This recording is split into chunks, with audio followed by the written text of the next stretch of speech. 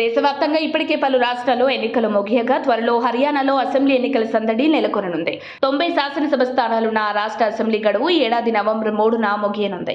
ఈ క్రమంలో 2014 నుంచి అధికారంలో ఉన్న బీజేపీని మట్టి కరిపించి మళ్లీ హర్యానాను సొంతం చేసుకోవాలని ప్రధాన ప్రతిపక్షం కాంగ్రెస్ ప్రణాళికలు రచిస్తోంది. ఆ రాష్ట్రం నుండి సైనికుల సంఖ్య అధికంగా ఉండటం వల్ల ఆర్మీ సిబ్బందికి అగ్నిపథ్ పథకంలో జరిగే నష్టాన్ని ప్రజల్లోకి విస్తృతంగా తీసుకువెళ్లాలని కాంగ్రెస్ యోచిస్తోంది. మరోవైపు హర్యానా రైతుల పోరాటాన్ని ఎప్పటి నుంచో మద్దతిస్తున్న కాంగ్రెస్ కి ఎన్నికలు కలిసి రానున్నట్లు తెలుస్తోంది.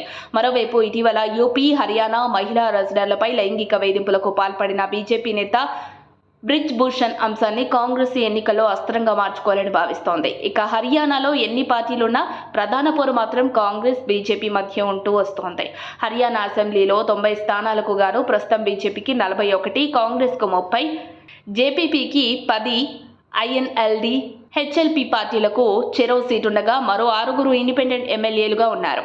2014లో హర్యానాలో సొంతంగా ప్రభుత్వాన్ని ఏర్పాటు చేసిన బీజేపీకి 2019లో 40 స్థానాలు వచ్చాయి. ఈ క్రమంలో 10 స్థానాలు గెలిచిన జేపీపీతో కలిసి అధికారాన్ని నిలుపుకుంది.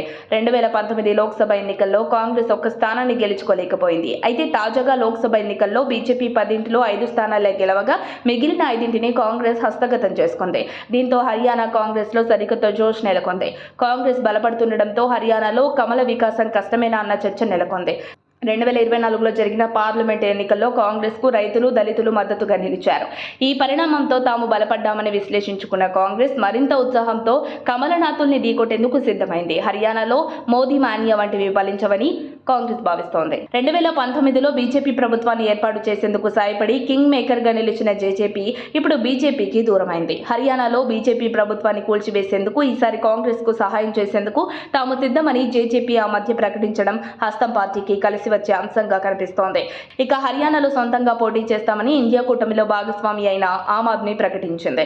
ఇటీవల రాష్ట్రంలో జరిగిన లోక్సభ ఎన్నికల్లో కాంగ్రెస్తో చేతులు కలిపిన ఆప్ ఒక స్థానంలో పోటీ చేసినా విజయం సాధించలేకపోయింది.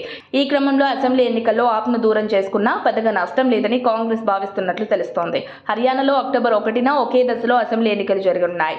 అక్టోబర్ 4న ఫలితాలను ప్రకటించనున్నారు. మొత్తానికి జేజేపీ మద్దతు కాంగ్రెస్కు ఇస్తే హర్యానా హస్తం ఖాతాలోకి పడ్డట్లేనని అంచనా వేస్తున్నారు రాజకీయ నిపుణులు. మరిన్ని అప్డేట్స్ కోసం మా కాయ్ టీవీని సబ్స్క్రైబ్ చేసుకోండి. మా వీడియో కనుక మీకు నచ్చినట్లయితే లైక్ చేయండి, షేర్ చేయండి. మీ విలువైన అభిప్రాయాలను కామెంట్ బాక్స్లో తెలియజేయండి.